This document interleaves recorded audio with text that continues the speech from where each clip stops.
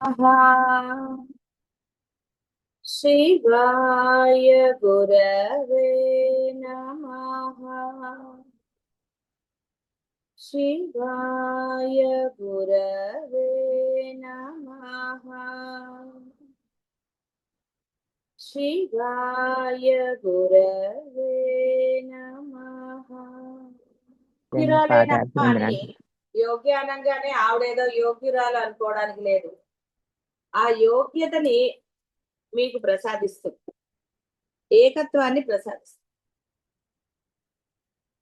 దాన్ని పొందడానికి కేవలం ఆ అమ్మాయందు శరణాగతి, అంటే కేవలం నువ్వు ఉన్నావు అంటే చాలు, అమ్మ నువ్వే కావాలి అంటే చాలు.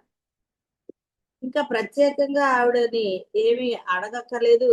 ఎందుకంటే నువ్వే కావాలి అన్నప్పుడు ఆవిడ ఇవ్వనిదంటూ ఏది ఉండదు, ఆవిడ ఇచ్చి తీరు. ప్రత్యేకంగా అడగక్కర్లా. భాష ప్రపంచంలో తల్లినే ప్రత్యేకంగా ఏమీ అడగక్కర్లేదు. ఆవిడ, ఈ తల్లి పిల్లలకి ఎప్పుడు ఏది కావాలో చూసి ఆ సమయానుకూలంగా ఆవిడ ప్రసాదిస్తూనే ఉంటుంది, ఇస్తూ ఉంటుంది. బాహ్య ప్రపంచంలోని తల్లి ఇదే ఆరాటం, తాపత్రయం. ఇహ ఎన్ని సంవత్సరాలంటే వాడికి 50 ఏళ్ళు వచ్చినా ఈవిడికి తాపత్రయం పోదు. కొంతమందికి, అందరికీ కాదు. ఇలా రకరకాలుగా ఉంటుంది. సరే, దానివల్ల ఏమిటి అనేది ఎవరి అనుభవం వారిది.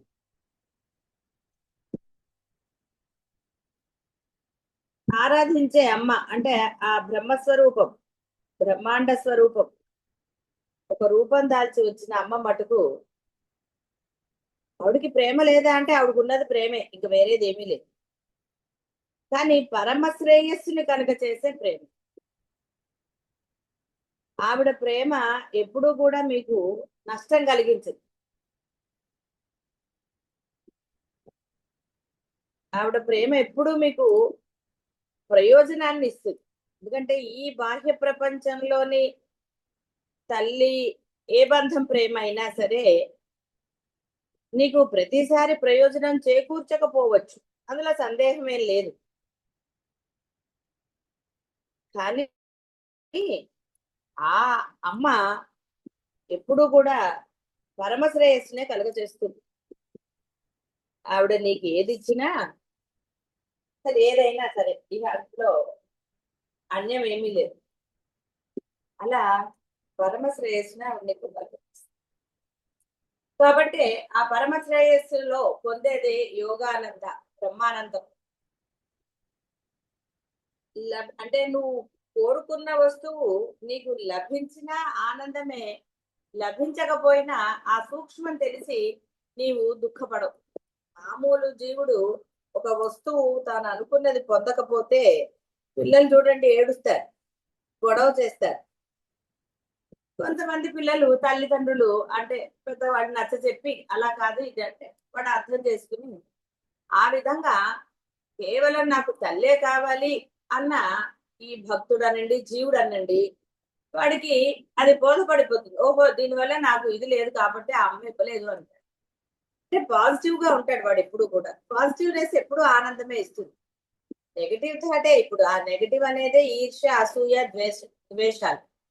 దానితోటే నానా గోలలు. వాడు ఎలా ఉంటే నాకేంటి, నేను ఇలా చక్కగా ఉంటాను అనుకున్నప్పుడు ఏ గోలలు. కాబట్టి ఇక్కడ ఈ బుద్ధి మాత్రము అని చెప్పారు. జాగ్రత్త, జాగ్రత్తలో అంటే మెలకువ స్థితి అంటే అర్థము ఎలా ఉండాలో తెలిసిన స్థితి. మెలకువ అంటే ఇప్పుడు మన నిద్ర అవన్నీ కాదు, పోలిక చెప్పారు. ఒక మెలకువతో ఉన్న స్థితిలో మీకు మంచి చెడు, చీకటి వెలుతురు ఇలా అన్ని మీకు తెలుస్తాయి. ఏది మంచి ఏది చెడు, దాని ప్రకారంగా మీ బుద్ధితో మీరు వ్యవహరిస్తారు. ఇక్కడ ఈ యొక్క జ్ఞానంలో కూడా ఆ జాగ్రత్త అవసరం. ఆ జాగ్రత్త ఎలా వస్తుంది మరి? అమ్మ అనుగ్రహంతో మాత్రమే మీరు దాన్ని పొందగలుగుతారు. కేవలం అమ్మ అనుగ్రహం వల్ల. అంటే ఆ బ్రహ్మస్వరు ఆకారం పొంద మీరు ఆరాధించే దైవం, నథింగ్ బట్. అందుకే ఏదో ఒకటే పట్టుకోవాలి. రోజుకొక దైవము, లేదా బ్రహ్మస్వరూపము, అమ్మవారు, గురువు గారు.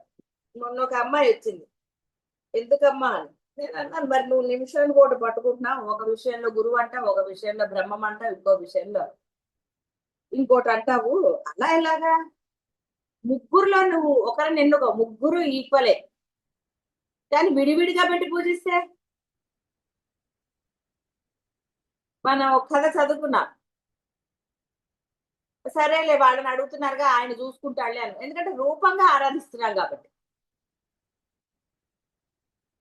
రూపంగా ఆరాధించినప్పుడు నువ్వు భిన్నత్వం నువ్వే కలిగించావు కాబట్టి అంతే. యద్భావం తత్వం.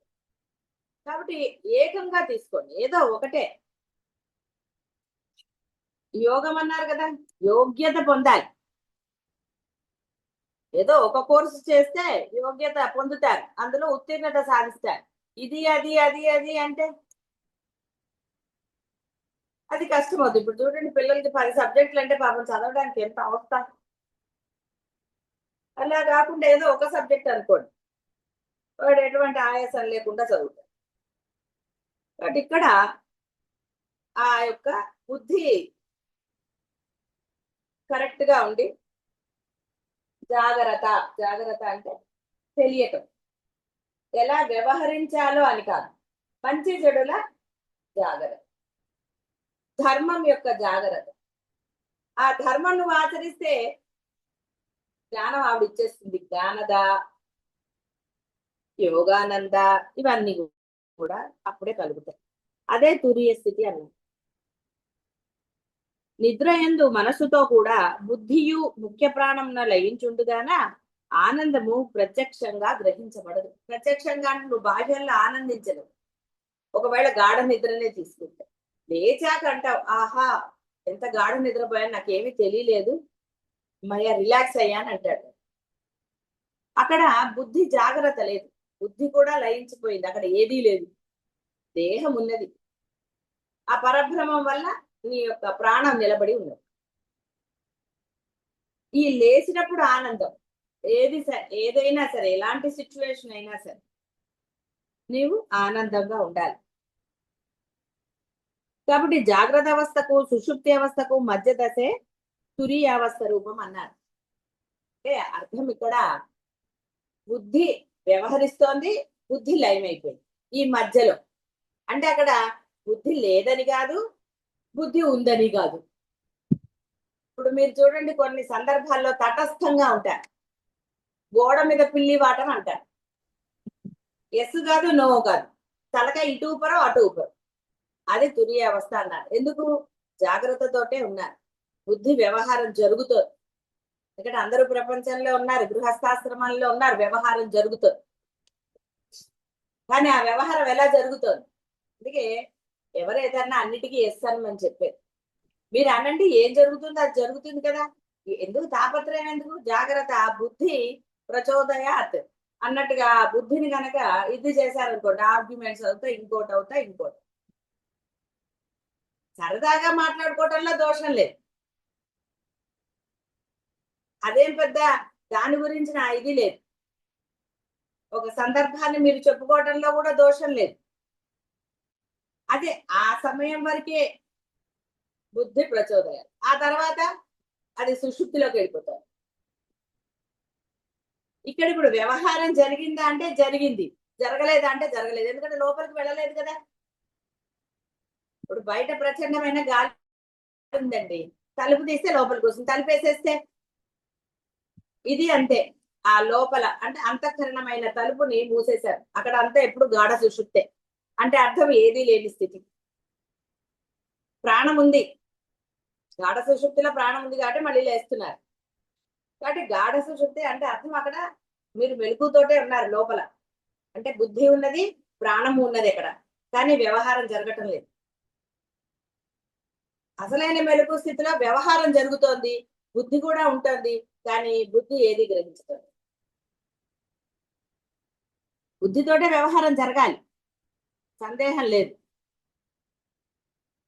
కానీ ఆ బుద్ధి ప్రచోదయాత్ కాదు, నిలకడగా ఉన్నారు, స్థిరంగా ఉన్నారు. అంటే ధర్మాన్ని మాత్రమే ఆచరించేవాడు తొణకడు బెణకడు అంటారు చూడండి కొంతమందిని. వాడు అంతేనండి, ఎలాంటి పరిస్థితుల్లో తొణకడు బెణకడు, వాడు ఏమనుకుంటున్నాడో తెలియదు, ఎక్స్ప్రెషన్స్ ఉంటాయి. ఇది జ్ఞానం తెలిసిన వాడికేమో తురియాతీత స్థితి అంటారు. అది మామూలు వాడు చేస్తే ఏదో పేరు పెట్టు. కాబట్టి ఇక్కడ అందుకని స్వప్న అవస్థ అన్నారు. స్వప్న అవస్థ మధ్యస్థితి, జాగ్రత్త స్వప్న సుషుప్తి అంటారు. అంటే ఇక్కడ ఇటు మెలుపు స్థితి కాదు, అటు అన్ని గాఢ నిద్ర కాదు. స్వప్నంలో మీకు కూడా అది అనుభవమే అందరికీ. నిద్ర పట్టకుంటారు, అలానే నిద్ర పట్టట్లేదా అంటే పడుకునే ఉంటారు. అదొక రకమైన ఆలోచన పరంపర. లేదా కొంతమందికి సినిమాలు కనపడుతూ ఉంటాయి, రకరకాల. ఇదే అని చెప్పడానికి లేదు. అంటే అటు మెలకువ నిద్ర కాని స్థితి. సుషుప్తి కూడా ఆనంద రూపమును ఆనందదాయకమును అగును. కానీ ఈ ఆనందము తెలుసుకుని బుద్ధి ముఖ్య ప్రాణంన లయించి ఉంటుంది గాన నిద్రానందము బ్రహ్మానంద సూచకమే గాని బ్రహ్మానందం మాత్రం ఏమాత్రం అదే చెప్తుంది. కాబట్టి అక్కడ మీరు ఏది లేదు కాబట్టి హాయిగా నిద్రపోయారు, నిద్రపోయి లేచాను అన్నారు. కానీ ఈ ఆనందం మీకు లభించదు. ఇప్పుడు వీడియోలో చూస్తారండి, మీ మనవాళ్ళనో పిల్లలనో ఎవరో ఒకళ్ళని వీడియోలో చూస్తారు. దానికిను ప్రత్యక్షంగా ఉన్నదానికి తేడా లేదు. సినిమా థియేటర్లు చూసిన సినిమాకిను ఇంట్లో ల్యాప్టాప్ లోనో ఏదో టీవీలోనూ చూసిన దానికి కొంచెం తేడా ఉంటుంది కదా. రెండు ఒకటే ఎలా అవుతాయి? అబ్బో, ఆనందం మీకు తెలుసు, ఆ డిఫరెన్స్ బాగానే తెలుసు. అది ఇక్కడ చెప్తుంది. కాబట్టి ఇక్కడ ప్రత్యక్షంగా పొందే ఆనందానికిను పరోక్షంగా పొందే ఆనందానికి తేడా చెప్తుంది. ఇది మీకు అనుభవమే. యోగ సాధన ఫలముగా కలిగిన ఆనంద స్వరూపమైనది కాబట్టి అమ్మ యోగానంద. ఆవిడ వల్లే అంటే ఆవిడ నీలో ఉన్నప్పుడే ఏదైనా పొందుతారండి. లోపల ప్రాణశక్తి లేకపోతే గాఢ నిద్రే ఉంది, ఏ నిద్రే ఉంది, మళ్ళీ ఇంకా జాగ్రత్త రాదు కదా, అంతా గాఢ నిద్రే. పాపం వాళ్ళు లేచి ఎప్పుడు చెబుతాడండి నేను నిద్రపోయానని? వాడు చెప్తాడా? మీరు వింటారు. కాబట్టి ఆ అమ్మ కారణంగానే నీకు ఈ స్థితులు తెలుస్తున్నాయి. కాబట్టి ఆవిడ యోగానంద. కాబట్టి యోగానందుడు అంటే నృసింహస్వామిని కూడా చెప్తారు. ఆ విధంగా అమ్మ అన్ని రూపాలు ఆవిడే.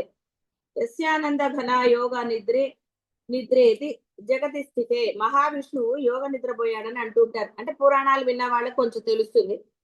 కాబట్టి మహామాయే యోగానంద యోగ నిద్ర అనబడు. ఆయన కొన్నాళ్ళు యోగ నిద్రపోతాడు. అవి పురాణాల్లో చెప్పబడుతూ ఉంటాయి. ఇవన్నీ కూడా అంటే ఒక బ్రహ్మము రూపం పొందినప్పుడు వాళ్ళు చేసేవన్నీ లీలలు. అవి అర్థం కావాలి అంటే ఆ మానసిక స్థితి ఆ స్థాయిలో ఉండాలి, ఉంటే వాళ్ళవి అర్థమవుతాయి. యుగంధర సహస్ర కోటి యుగధారిణే నమః. నామరూపయుతమగు ఈ అద్వైత రూప ప్రపంచ నిర్వహణ భారమును వహించినదై అగుటయు కృత త్రేత ద్వాపర కలియుగ ఈ యొక్క మహాకాల రూపమున ఈ సర్వ ప్రపంచములను ధరించున్నదగుటను యుగములు అనబడు. సకల ద్వంద్వములను ధరించి ఉన్నది కావున పరమేశ్వరి యుగంధర. ఇలా అనేక అర్థాలు ఉంటాయి సూక్ష్మార్థంతో. సూక్ష్మార్థము సూక్ష్మంగా ఉన్నవాడికి అర్థం అంటే జ్ఞాన నేత్రములు. అర్థము ఈ వ్యవహారముల యందు ఏ మాత్రము లయించని వాడికి, బాహ్య వ్యవహారంలో లయించని వాడికే సూక్ష్మార్థం బోధపడుతుంది. బోధపడుతుందంటే స్వయంగా బోధపడవచ్చు, బోధ ద్వారా రెండు. కేవలం ఇప్పుడు రమణ మహర్షికి ఆయనకంతటా ఆయనకి ఆ జ్ఞానం లభించింది. ఒక శంకరులకి వారికి విడిగా బోధ జరగలేదు. వారికి ఆ స్వయంగా ఆ యొక్క స్ఫురణ కలిగింది. అంటే ఆ బోధ వారికి అవగతం అయిపోయింది. బోధ విడిగా జరగలేదు. బోధ అంతరంగంలోనే వారికి అన్యాపదేశంగా ఎవరు ఉపదేశం చేయలేదు. కాబట్టి ఆయన అన్ని చెప్పగలిగారు. ఏదైనా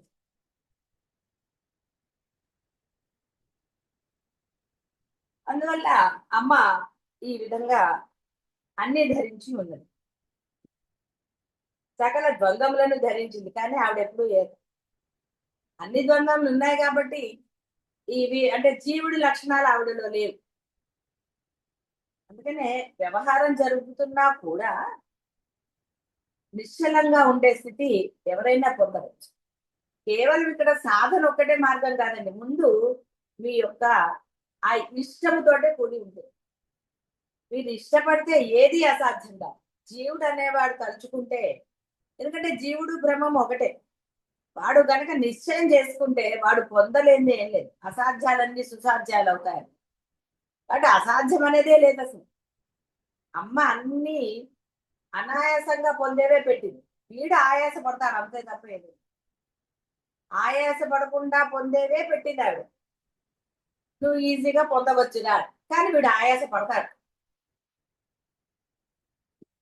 చూడండి, ఇప్పుడు ఒక పాఠం చదివేటప్పుడు ఒకటేసారి మొత్తము గుర్తుపెట్టుకోవటం కష్టం కాబట్టి సెంటెన్స్ బై సెంటెన్స్ అంటారు. ఒక శ్లోకం నేర్చుకున్నా మొదటి లైన్ ఒకసారి, రెండో లైన్ అంటే ఇది వచ్చాక అది, అలా అంటే దాన్ని డివైడ్ చేసినప్పుడు సులభంగా నేర్చేసుకుని ఆ తర్వాత అంతా కలపచ్చు. ఇంకొకటి, పాఠ్యాంశం యొక్క అసలర్థం నీకు బోధపడితే నీకు కొంత రైటింగ్ నాలెడ్జ్ లేకపోతే వెకాబులరీ ఉందనుకోండి, నువ్వు రాసేయచ్చు. అర్థం చేసుకున్న దాన్ని వివరించవచ్చు. అదేది లేకపోతే, అందువల్ల అమ్మ అనేకమైనా సరే ఎప్పుడు కూడా ద్వంద్వాతీత స్థితిలోనే ఉండాలి. అంటే ఆ తురీయాతీత స్థితిలోనే ఉంది.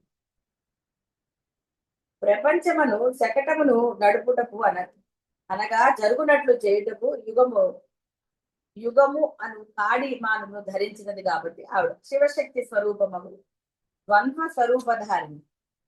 కాబట్టి ఇక్కడ ఆవిడ ఈ యుగాలని ఒక పేరు పెట్టింది. మనం పెట్టుకోలేదు.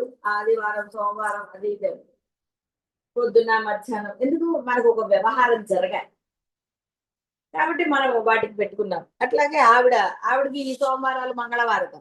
అందుకే చెప్పేది, ఈ సోమవారాలు, మంగళవారాలు ఒక్కొక్క దేవుడిని పూజించక్కర్లేదు.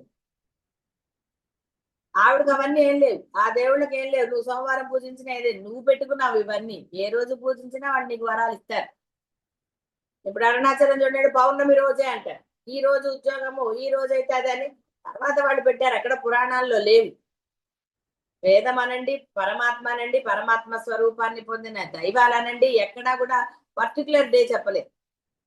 అయితే మీరు అనవచ్చు, ఏమండి ఏకాదశి, ఆయన ఏం చెప్పలేదు. ఏకాదశి పురాణాల నుంచి గ్రహించిన తర్వాత శాస్త్రం పెట్టినప్పుడు, శాస్త్రం ఏమిటి, నువ్వు ఈ విధంగా చేసి ఇది పొందుతావురా అని నిక్కచ్చిగా చెప్తుంది. అందుకని ఏమన్నారు, ఈ అంటే వీడు ఈ జీవుడు అనేవాడు ఎప్పుడు చూసినా ఇక అంటే తింటమే పనిగా పెట్టుకుంటాడు, దైవాన్ని ఆరాధించాడు. కాబట్టి శాస్త్రకారులు ఒక రోజుని నిర్ణయించారు. మరి ఏకాదశి అని ఒకటి పెట్టుకోరా, 15 రోజులకు ఒకసారి, అదే వారానికి ఒకసారి రాదు. ఒక ఆ రోజు కొంచెం వేరేవి నువ్వు అంటే నీ శరీరం నిలబడితేనేమో ఇలా ఉండు అది అని ఏదో నిర్జల ఏకాదశి, ఆదశి పేర్లు పెట్టారు. నీ ఇష్టం రా, అలా ఉండవచ్చు. దానిలో కూడా ఆప్షన్స్ పెట్టారు. కంపల్సరీ ఏం చేయలేదు. నువ్వు ఇలా చేస్తే గనక నీకు పుణ్యం వస్తుంది, నీ కర్మలు నశిస్తాయి, ఇలా పెట్టారు. శాస్త్రకారులు పెట్టారు తప్ప అమ్మ పెట్టలేదు, ఎవరు పెట్టారు. సోమవారం నాడు అభిషేకం చేస్తే మంచిది, ఇవన్నీ కూడా శాస్త్రకారులు. ఎందుకంటే ఈ జీవుడు అనేవాడికి ఎంతసేపు వాడిగోలే. తరిద్దామన్న బుద్ధి చాలా తక్కువ మందికి ఉంటుంది. ఆయన చెప్పాడు కదా, కశ్చిత్ ధీర. ధీరం అంటే ధైర్యం అని కాదండి. ఒక అర్థం ధైర్యమైన ఆ బుద్ధి ఒకరికే, కశ్చిత్ ఎవరో ఒకానొకడికి మాత్రమే, ఒకానొకడికి మాత్రమే కలుగుతుంది. ఏది అది పొంది తీరాలి, ఇదేదో ఉంది కదా అని రమణ మహర్షి. ఏమిటిది, నేను తెలుసుకుని తీరాలి. ఆ తపన అంటే అసలైన దాన్ని తాను ఏదైతే అయి ఉన్నాడు, తత్వం అసి అనే దాన్ని తెలుసుకునే తాపత్రయం పొందిన వాడు అహం బ్రహ్మాస్మి అవుతాడు. వాడికి ఆ వాక్యాలు తెలియక్కర్లేదు. మనకి ఇప్పుడు వాక్యాలు తెలుసు కాబట్టి నేను వాక్యాలతో చెప్పాను. అప్పుడు మాత్రమే. కాబట్టి అక్కడ కాలం అంటూ ఏమీ లేదు. ఆవిడ ఇప్పుడు ఇది కూడా ఈ యుగాల పేర్లు కూడా ఆవిడ పెట్టుకోలేదు. మనం అనుకూలంగా ఉండటానికి. ఇది ఒకటి జరిగింది రాముడిది, కాబట్టి దాన్ని ఒక యుగం అన్నాం. కృష్ణుడిది జరిగింది, అదొక యుగం అన్నాం. ఎందుకు? కేవలం ఇవన్నీ కూడా శాస్త్రకారులు అందించిందే మనకి పురాణాల ద్వారా. అరే ఇప్పుడు ఆయన పుట్టాడురా, అప్పుడు ఆ యుగం అది. ఎందుకు నీకు ఎక్కడ ఎప్పుడు క్రీస్తు శకము ఇవన్నీ పెట్టుకోలేదు? నీ వ్యవహారం కోసమే. ఆవిడ కాలాన్ని జరిగిపోతూనే ఉంటుంది యుగాలుగా. యుగము అంటే కాలమే అర్థం. ఒక్కొక్క కాలంలో ఒక్కొక్కటి జరుగుతూ ఉంటుంది. మనం పెట్టుకున్నాం కాబట్టి దానికి చెప్పారు, ఇన్ని కాలాలు నువ్వు ఎన్ని పెట్టినా రే అన్నిటినీ నేనేరా నడిపించేది. కాబట్టి ఇక్కడ కాల నిర్ణయాలు ఇవన్నీ చేసుకుంది వ్యవహారం కోసం అలా నిర్ణయించబడ్డాయి. కాబట్టి నువ్వు కాలానుగుణంగా చేస్తాను, ఆ కాలంలో అండి, మా కాలంలో అండి, మీ కాలంలో అండి అని వీడి బుద్ధితో వాడు వ్యవహారం చేస్తూ ఉంటాడు. ఏ కాలంలో అయినా ధర్మం ధర్మమే, ధర్మమే దైవం. అందులో ఏమీ మార్పు ఉండదు, ఎప్పుడూ మార్పు ఉండదు. శాస్త్రకారులు ఇందులో ఏం మార్పులు చేర్పులు చేయలేదు. కాలానుగుణంగా కొన్ని జరగచ్చు. ఎందుకంటే నువ్వు ఇప్పుడు తపస్సు చేయలేవు. అప్పుడు వాళ్ళు తపస్సు చేసినట్టుగా నీవు అడవుల్లోకి వెళ్ళో ఎక్కడికో వెళ్ళి నువ్వు తపస్సు చేయలేవు. కాబట్టి ఈ కాలంలో వీడి యొక్క ఆయుష్ తక్కువ. వీడి బుద్ధి ఎప్పుడు చూసినా ఇదంటుంది, అదంటుంది, సోమవారం, మంగళవారం, లేదా పొద్దున ఇలా రకరకాలుగా అంటూ ఉంటుంది ఈ జీవుడికి. కాబట్టి వీడికి అలా కొన్ని నిర్ణయాలు చేశారు. వీడి యొక్క అంటే జీవిత కాలం కూడా చాలా తక్కువ. కాబట్టి ఇక్కడ ఒరే నువ్వు నామస్మరణ చేయరా, నీ బుద్ధిని నియంత్రించే శక్తి ఏదైతే లోపల ఉందో అది నియంత్రించి తీర్చుంది. ఎందుకంటే ఈ బుద్ధి పరిగెడుతూనే ఉంటుంది. పిల్లవాడు చూడండి, ఒక వయసులో వాడు అసలు అట్లా అల్లరి చేస్తూనే ఉంటాడు. వాడు ఆడుకుంటా ఆడుకుంటా అంటూనే ఉంటాడు. కొంతకాలం తర్వాత వాడు ఆటల నుంచి పక్కకు వస్తాడు, ఆటోమేటిక్ గా వస్తాడు వాడు. ఆ సమయం వరకు వాడు ఆట. అలాగే ఈ యొక్క జీవుడి యొక్క బుద్ధి ఎప్పుడూ పరిగెడుతూనే ఉంటుంది. ఇంకా వాడు కొన్ని రోజులకు మానేస్తాడేమో. ఈ జీవుడు ఎప్పటికీ మానడు. వాడికి 70 ఏళ్ళు వచ్చినా 80 ఏళ్ళు వచ్చినా ఈ బాహ్య ప్రపంచం గోలే. ఏవో తాపత్రయాలు, ఇదంటాడు అదంటాడు ఇంకోటి అంటాడు. వచ్చిన దాన్ని నువ్వు ఇది చేసుకో అంతే తప్ప నీకు నువ్వు కల్పించుకోకని చెప్పు. ఆ తాపత్రయాలు వాడిని వదలవు. వాడికి అందులో ఆనందాన్ని లభిస్తుంది అంటాడు. సరే, జీవుడు బుద్ధి. అందుకని శాస్త్రకారులు అలా నిర్ణయాలు చేశారు. ఏకాదశి అని, పండగలని, ఈ పండగ ఈయనకి ప్రత్యేకించిందిరా, ఆయనకి ఈ నైవేద్యాలు ఇష్టం కాబట్టి ఆ రోజు ఎందుకు పరమాత్మను తలుచుకోవడానికి, అంతేగా నువ్వు తినడానికి. ఇప్పుడు ఎలా జరుగుతుందండి? మనకి నచ్చినవి లేదా మన పిల్లలకి నచ్చినవి. అంటే కొంతమంది ఇంకా చేసేవాళ్ళు ఉన్నారనుకోండి, వినాయక చవితికి మన రామనవమి అని అలా ప్రతి ఒక దైవాన్ని మనం గుర్తు తెచ్చుకుని ఆ రోజు ప్రత్యేకంగా వాళ్ళకి ఒక ఆరాధించడం. అది కేవలం నిన్ను నువ్వు ఉద్ధరించుకోవడానికి అనడానికి ఏర్పాటు చేసినవి. ఎందుకు అంతమంది దేవతలది పెట్టారు అంటే, వాడు ఈ దైవం కాకపోతే ఇంకో దైవం అంటే వాడి మనసు లగ్నం అవ్వకపోతుందా? విఘ్నాలు తొలగించడానికి ఒక్క వినాయకుడే అక్కర్లేదు. ఏ దైవాన్ని ప్రార్థించినా విఘ్నాలు తొలగిస్తారు. కానీ ఏం చేశారు? ఒక క్రమ పద్ధతి ఏర్పాటు చేశారు, ఒక పూజా విధానం. ఇలా చెయ్యరా నువ్వు పూజ, ఈ వ్రతము, ఈ నోము ఇలా చేసుకోవాలి అంటే అక్కడ నీకు అర్థమవుతుంది. ఈ వీళ్ళు అలా ఒక పద్ధతి, ఒక మనకి ప్రోటోకాల్ అంటూ ఉంటాం కదా. దీని తర్వాత అది. ఇప్పుడు గుడికి వెళితే ముందు ధ్వజస్తంభము, ఆ తర్వాత ఇది, అలా గర్భగుడి అంటే నీ అంతఃకరణం. కాబట్టి ఈ జీవుడు అనే ఈ యొక్క ధ్వజస్తంభాన్ని దాటి లోపలికి వెళ్ళి ఈ అడ్డంకులు ఏవైతే నీ యొక్క వ్యవహారం అడ్డంకులు దాటితే గర్భగుడి ప్రవేశం, అంత అంతఃకరణంలో నువ్వు ఆ పరమాత్మలో ఐక్యమవుతావు. అలా శాస్త్రకారులు ఏర్పాటు చేశారు పురాణాలు అవన్నీ. అందుకనే ఆ కాల నిర్ణయం జరిగింది. అందుకే కాల స్వరూపం కూడా వాళ్ళే అంటారు, వేరేగా లేదు. నీ వ్యవహారం నువ్వు తరించడానికి అలా విభజన చేశారు. పోనీ లేదంటే వాడు ఇంకా ఎంతసేపు అదే అందుకే ఆషాఢ మాసం అని, ఇంకో మాసం అని, అధిక మాసం అని, ఇవన్నీ కూడా శాస్త్రకారులు ఎందుకు? నువ్వు ఏదో ఒక విధంగా ఒకసారి కాకపోతే ఒకసారి అని అవి చేస్తే నీ బుద్ధి కాస్త మారి కాస్త నిన్ను నువ్వు ఉద్ధరించుకుంటావు. అంటే నువ్వు ఏదైతే అయి ఉన్నావో దానిగా నువ్వు మారుతావేమో అని ఒక ఆకాంక్ష, కరుణతో కూడినది. అందుకని పరమాత్మ ఎప్పుడు కూడా ఎన్నో అవకాశాలు ఇస్తుంటాడు ఈ జీవుడికి తరించడానికి. అనన్య భక్తితో అని చెప్పారు ప్రతిసారి, శరణాగతి అన్న అనన్య భక్తి అని. నీవు తప్ప అన్య శరణము లేదు అన్నప్పుడు వాడు తప్పకుండా తరించి తీరుతాడు. అలా పెట్టారు భక్తిలో రకాలు ఇవన్నీ.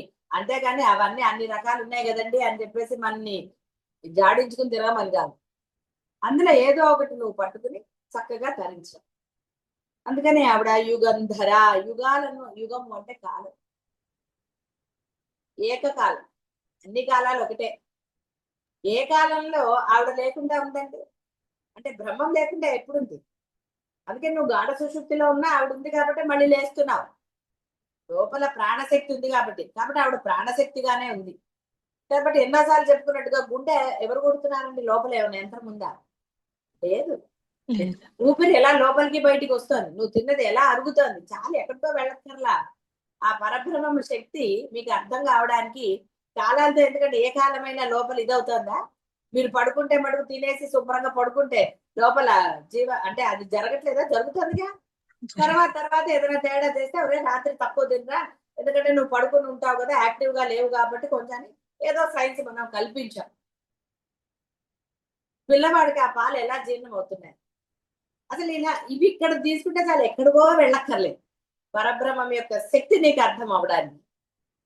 అందుకే రమణ మహర్షికి ఎప్పుడైతే అర్థమైంది ఇక పరుగులు పెట్టలేదు, ఆయన ఒక చోటే కూర్చున్నాడు, ఏది చేయాల్సిన అవసరం లేదన్నారు. సుమ్మ ఇరుగా హాయిగా ఉంది, ఎలా జరిగితే అలా దాన్ని జరిపిస్తూ ఉంది. కాబట్టి ఇక్కడ అమ్మ శివశక్తి స్వరూపం అన్నా, ఆ కాలం అన్నా ఆవిడే. అందుకని కాల విభజన మీరు చేయకండి, ఈ కాలం మంచిది ఆ కాలం మంచిది. ఎస్, మనం ఒక పెళ్లికి ముహూర్తము లేకపోతే ఒక దానికి ఎందుకు పెడుతున్నామంటే, వీడు ముహూర్తం లేదనుకోండి అలా చేస్తూనే ఉంటాడు. మరి నువ్వు 10 మందిని పిలిచావు కదా, మరి వాడు ఏ టైంకి రావాలి? భోజనం టైంకి వస్తే నువ్వు అంటావు కదా తినడానికి వచ్చాడు. అందుకని ఏం చేశారు, ఆ యొక్క ఒక ఆనంద సమయం, నువ్వు ఒక నిర్ణయం అంటే ఈ పెళ్ళానండి, వ్రతాలు నోములు ఇలాంటివి ఉన్నాయనుకోండి, ఏవైనా సరే వాటికి ఒక కాలం నిర్ణయం చేశారు. ఒరే ఇది మంచిదిగా, ఈ సమయం మంచిది, అందుకనే దానికి నువ్వు పుట్టినది ఇది కలిపారు. అలా అన్ని సమయాలు మంచివే. నువ్వు ఎప్పుడు ఒక ధర్మం అనుకున్నావో ఆ ధర్మాన్ని ఆచరించినప్పుడు అదే మంచి సమయం. కాబట్టి ఇక్కడ అందుకని అలా అక్కడ కాల నిర్ణయం చేస్తూ ఉన్నారు. ఏమంటే రిజిస్టర్ మ్యారేజ్లు చేసుకుంటారు పూర్వకాలం రాజులు, చూడండి ఉంగరాలు మార్చుకున్నారు, చాలా ఉన్నాయి కదా. వివాహాలు కూడా 8 రకాలు ఏవో ఉన్నాయి. మరి అక్కడ ముహూర్తాలు ఉన్నాయేంటండి? ఎందుకంటే ఇప్పుడు కూడా ఎంగేజ్మెంట్లలో చేసుకుంటారు, అప్పుడు అసలు అది పెళ్ళేగా. అందుకని ముందరే చెప్పారు శాస్త్రంలో పురాణాలు, ఉంగరాలు మార్చుకున్నా పెళ్ళి అయిపోయినట్టే, దండలు మార్చుకున్నా పెళ్ళైనట్టే అని.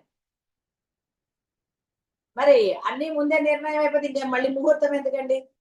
సరే కొంతమంది చెప్పాను కదా, వాళ్ళు ఎన్నింటికో 10:30కో ఏదో అన్నారు పెళ్లి, సరేనని పోయాం. ఏంటి అక్కడ ఇంకా పందిరి కడుతున్నారు వాళ్ళు. ఇదేంటి అంటే మా దాంట్లో అంతే. అంటే కొంతమంది అలా ఉంటుంది, కొంతమంది పర్టికులర్ గా ఆ సమయాన్ని ఇచ్చేస్తారు. సరే ఇప్పుడు ఇది మంచా అది మంచా అనవసరం, వాటి గురించిన చర్చ అనవసరం. వారి పద్ధతి వారిది, నీ పద్ధతి నీ. పెళ్లి జరగలేదు, అక్కడ పెళ్లి జరిగిందిగా, ఇక ఒక ముహూర్తం పెట్టుకుంటారు వారు. కొంతమంది పాటిస్తారు, కొంతమంది పాటించారు. కాబట్టి ఏదైనా సరే కాలమే ఆవిడ. మీకు మనకి ఇక్కడ అమావాస్య మంచిది కాదంటే మరి వేరే ప్రాంతంలో వాళ్ళకి అమావాస్య మంచిది. ఇలా ఏ కాలము చెడ్డది కాదని నిర్ణయించడానికే ఆవిడ ఇలా చేసింది, ప్రాంతీయ భేదాలు పెట్టింది. శాస్త్రంలో పెట్టింది ఆవిడ పెట్టడం అంటే శాస్త్రకారులు వాళ్ళు ఎవరైతే వేదాన్ని అర్థం చేసుకున్న ఋషులు పురాణాలు శాస్త్రాలుగా విభజన చేసి చెప్పారు. కాబట్టి ఆవిడ యుగంధర. ఇహ ఇన్ని అయ్యాయి కాబట్టి ఇక్కడ వచ్చి ఇచ్ఛాశక్తి, జ్ఞానశక్తి, క్రియాశక్తి స్వరూపిణి. మనసా వాచ కర్మణ.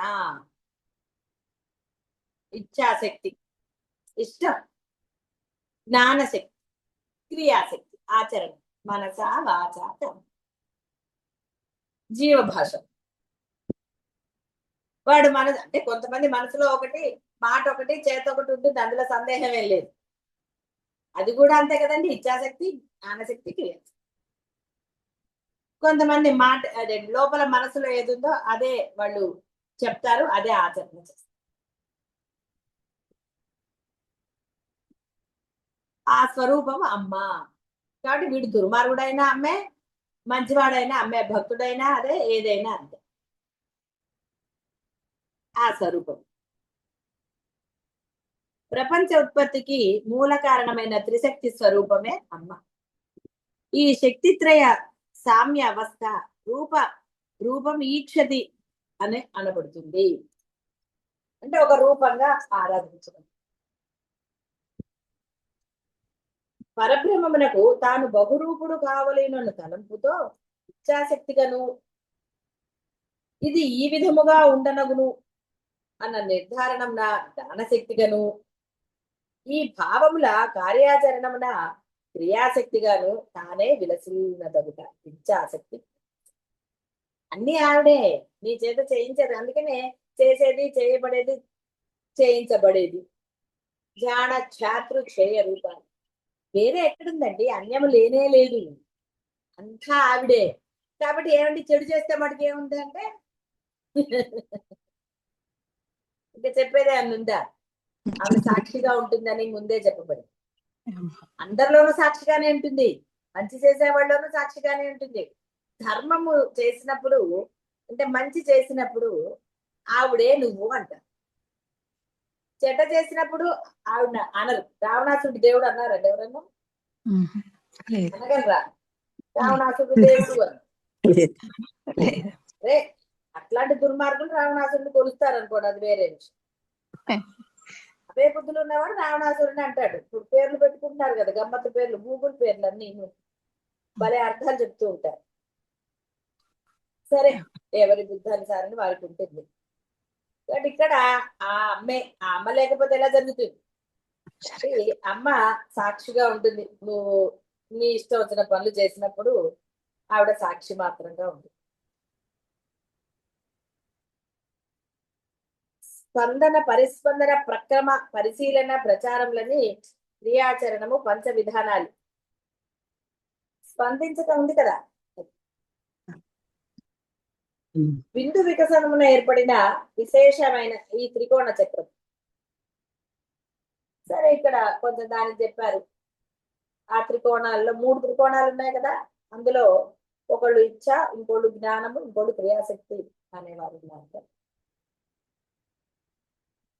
వీళ్ళని రూపంగా చేసిన ఆ రూపాలు కూడా అమ్మవే అని. ఈ త్రికోణ చక్రముని అవ్యక్తమని, మహాత్రికోణం అని అంటారు. ఎందుకంటే నువ్వు అనుకున్నది ఏది కనపడదండి, ఆచరణ ఒక్కటి చేశాక కదా కనపడుతుంది. కొన్నిసార్లు వాడు ఏం చేశాడో వాడికి అన్నా తెలుసో లేదో అంటారు. అలా ఇవన్నీ కూడా అంటే ఈ కోణము అవ్యక్తము, కనపడదు, వ్యక్తము కానిది అన్న.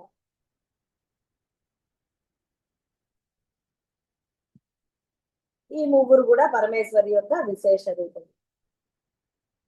ఈ త్రికోణ చక్రంనే అవ్యక్తం అని, మహాత్రికోణం అని కూడా అంటారు. పరమేశ్వరికి ఇచ్ఛాశక్తి శిరస్సుగను,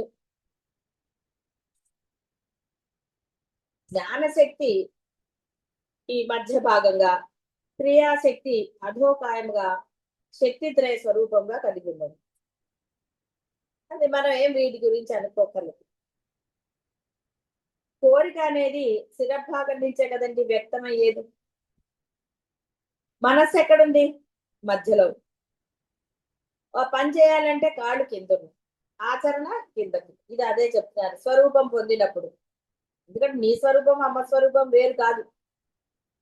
కాబట్టి ఇక్కడ శిరభాగము, మధ్య అధోకాయం, క్రియాశక్తి.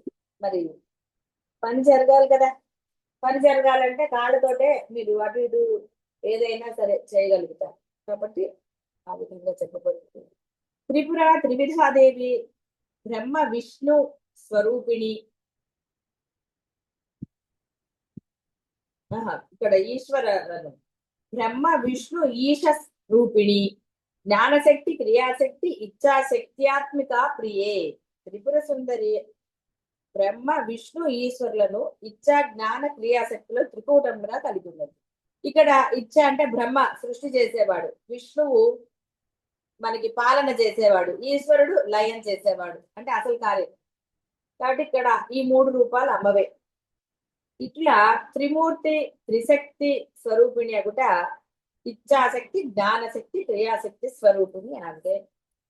కాబట్టి మీకు ఆవిడకి ఏం భేదం లేదు, అభేదమే. మీలో కూడా ఇవే. అయితే ఈ యొక్క శక్తి ఆవిడదే అని గ్రహించిన వాడు సుమ్మయిలుగా ఉంటాడు. అది గ్రహించకుండా నేను నేను అనేవాడే నానా గోల. మీ అంటే ఇష్టాలన్నీ రకరకాలు కదండి. నిమిషానికో ఇష్టం, సరే అంటాడు, కాదంటాడు, ఇంకోటి అంటాడు. ఇక రకరకాలు. ఇది అని ఎవరము చెప్పలేదు, ఒక్కొక్కటిది ఒక్కొక్క రకం. అదే సుమైరు అన్నవాడికి అమ్మ యొక్క ఇష్టము అంటే అర్థం, అమ్మ ఇష్టం ఎప్పుడు ధర్మమే. నీ చేత ధర్మాచరణ చేయిస్తుంది క్రియాశక్తిగా. జ్ఞానం తెలివి అంటే ఈ ధర్మం తెలిసింది కదా, నీ వాక్కు నీ మాట చక్కగా ఉంటుంది. తర్వాత ఆచరణ. కాబట్టి ఇవన్నీ శక్తులు అంటే ఒక ఎనర్జీ ఉండాలి కదా, నీ చేసే ఎనర్జీ ఉండద్దు. అంటే పిల్లలకి నడకొచ్చాక కంగారు పడకూడదు, వాడిని నడిపించేయాలి, వాడి కాళ్ళు ఒకరు పోతే ఏదో. అందుకని అంటారు వాడికి సహజంగా వస్తూ ఉన్నప్పుడు నువ్వు సహాయం చేయాలి, అంతేగాని కంగారు పడిపోయి వాడిని తిప్పలు పెట్టేది. కాబట్టి ఇచ్ఛాశక్తి జ్ఞానశక్తి క్రియాశక్తి ఎందుకంటే అన్ని శక్తులు ఆవిడదే, అన్ని కాలాలు ఆవిడవే. ఇది గమనించితే అందరూ ధర్మంగానే ఉంటారు. ఈ కాలం మంచిది, ఆ కాలం మంచిది, లేకపోతే ఈ రోజే మనం దేవుడి దగ్గరికి వెళ్ళాలి, ఈ రోజు ఈ దేవుణ్ణే పూజించాలి, ఇలాంటి భావనల నుంచి బయటకు వస్తారు. వచ్చినప్పుడే వాడికి ఆ యోగానంద ఆ బ్రహ్మానందం లభిస్తుంది. లేకపోతే కాలాలకు కూర్చుంటూ ఉంటాడు. ఈ కాలం మంచిది, ఇది రాహు కాలం అంటాడు, ఇంకో కాలం అంటాడు. ఇక సరే చెప్పేది ఏముంది, కాలాలని పట్టించుకునే వాళ్ళకి చెప్పేది ఏమీ లేదు. కాబట్టి అలా కాకుండా చక్కగా కాలాతీతులుగా ఉంటుంది. కాలాతీత స్థితి మిమ్మల్ని ఆ యోగానంద బ్రహ్మానంద స్థితిని పొందేటట్టు చేస్తుంది. శుభం భూయాత్.